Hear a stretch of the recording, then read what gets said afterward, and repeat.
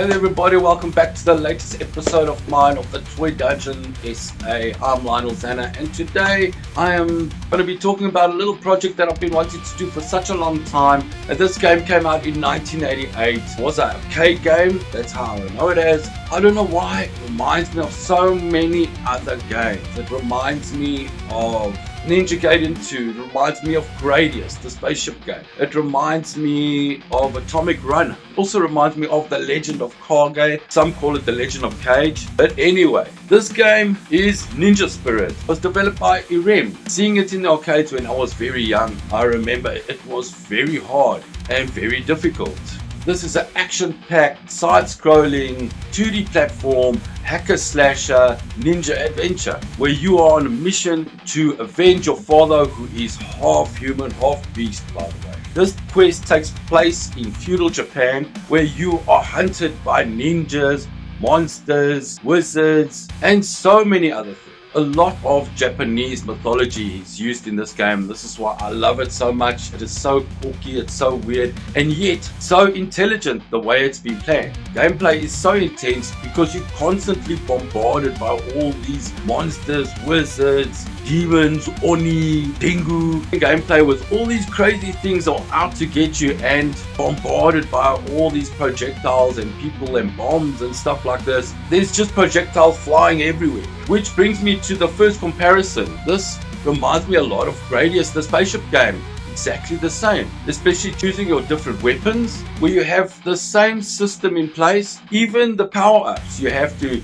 destroy certain spaceships that are color-coded. The same in this game, you have to destroy certain ninjas that are color-coded to get power-up. This brings me to the next game. I'm talking about Ninja Gaiden 2, where if you get enough power-ups, you get ninjas that follow you, copy your every move, and this helps especially from being attacked from behind. Seeing that Ninja Gaiden was released 2 years later, I think they stole this from Ninja Spirit, but nonetheless love both the games. This brings us to the next comparison. Legend of Kage or Legend of Cage. Most of us when we were kids, we called it Legend of Cage. And what I know, this game was very insane when it comes to the jumping.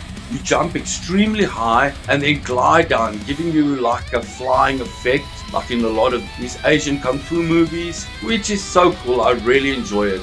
Being bombarded with all these projectiles makes the gameplay even more intense as you come down with all your ninjas behind you, trying to deflect all the weapons coming your way while you have to go forward the whole time.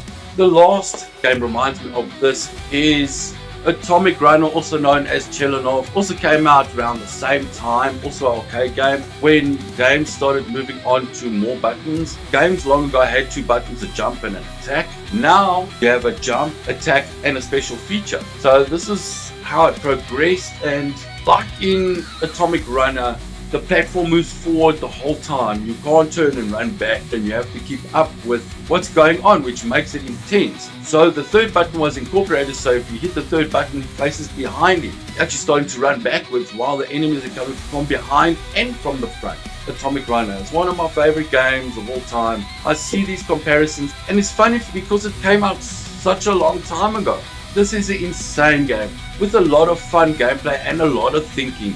You've got to calculate and know your weapons, so playing it once or twice is just not enough. You've got to play it over and over just to get somewhere. I do not really get far in the game. I played it the other day and I got to like the second boss. Nonetheless, lots of fun. Really enjoyed it. If you see it in the wild, give it a shot. It gives me kind of anxiety sometimes when I play it because I don't see any gaps or way to get out of certain situations. If you do not get your power ups, you're not going to get anywhere. So you're going to have to focus on those color-coded ninjas to get your spare ninjas. Some of the powers destroy all the enemies at once, which is cool and exactly like Radius. So there we go, finally come to the end of this episode. If you like what you see, give me a thumbs up, hit that subscribe, leave a comment, and I'll get back to you. Till next time, cheers.